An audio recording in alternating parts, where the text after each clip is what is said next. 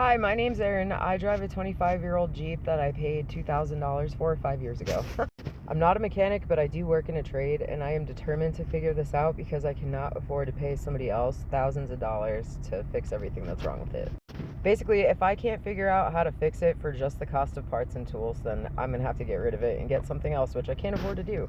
Today is the Tuesday before Christmas, and I spent the entire weekend watching YouTube videos trying to diagnose my Jeep. I'm going to share this information so that maybe you can find it here and you don't have to watch 18 hours of YouTube.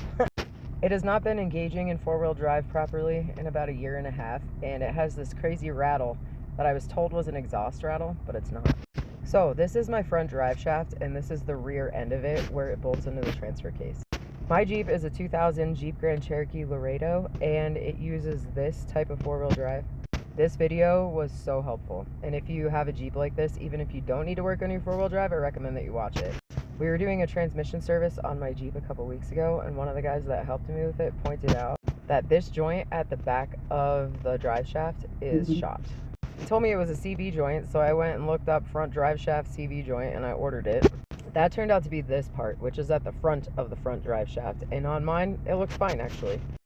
This video was also very helpful, and if you have a Jeep with four-wheel drive, which all of them should have, I recommend that you go watch this, because even if you're not trying to work on your vehicle, it's still really good stuff to know. So anyway, I was at the point where I knew what the rattle was, but I did not know what effing part to order.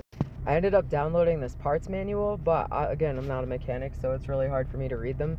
And this didn't really help me a whole ton, but I'm definitely going to save it because I will refer back to it in the future. I was still trying to figure out what the hell that part was called, but then I came across this stuff. So it turns out that on these Jeeps, there's actually a variation in drive shafts depending on what kind you have. There are some that have U-joints on each end, and then there's some like mine that have CV joints on each end, but the CV joints are different from each other. And the joint that I needed is called an rzeppa joint, which is right here, and I ordered it. You may or may not be able to see, but that boot that goes in here is completely cracked all the way around. That photo is a little bit better. You can see where the crack is. For reference, this is what it's supposed to look like. Alright, cool. So I get that part ordered. It's on its way. Next, based on that Select Track video, I realized that the best case scenario for why my four-wheel drive isn't working is because I need transfer case fluid. Worst case scenario is the transfer case is shredded.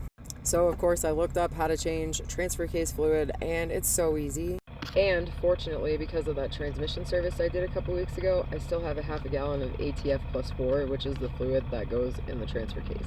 My plan now is to drain the transfer case and fill it back up and see what the fluid looks like. If it's completely full of metal, I'm probably going to have to get a new transfer case.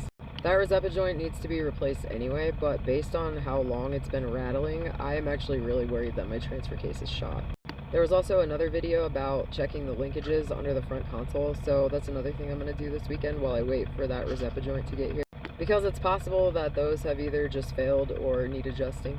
I also learned that you should be changing transfer case fluid like every 60,000 miles. Whoops. After today, I have the next 5 days off, so I'm going to do my best to get as much of this done as I can. Hopefully I'll have the time and energy to film, and I can show you guys what I find. Again, I am not a mechanic. I am just a single mom trying to figure out how to keep my Jeep running as long as I can. Hopefully this video finds whoever needs it so that you can keep your Jeep running in a terrible economy.